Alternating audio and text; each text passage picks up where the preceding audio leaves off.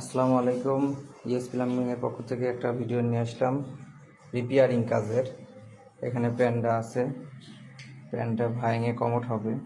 আগে যে মিস্ত্রি কাজ করছে সে মিস্ত্রি হলো এখন আসতেছে না, ভাই আমারে ডেকে নিয়ে আসলো। এখানে হলো পানির ওয়েস্টটা দিতেছে, এই জায়গা পানির ওয়েস্টটা যাবে ওই ঝাঁটার ওইখানে, আর বালতির টাবে এখানে থাকবে। শাওয়ারটা কত আছে দেখো, মাপো তো পলাশ। নিচের তেল মাপো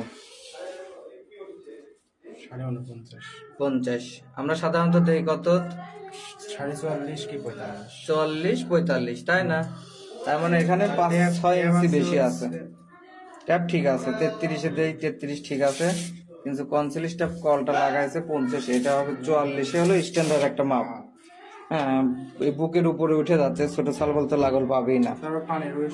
আর পানির ওয়েস্ট এমন জায়গায় দিয়েছে বালতি ট্যাপের ঠিক নিচে, বালতি বসালে পানি যাওয়ার কোনো অপশন নাই।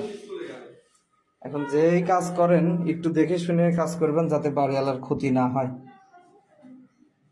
সবাই দোয়া করবেন। আসসালামু আলাইকুম।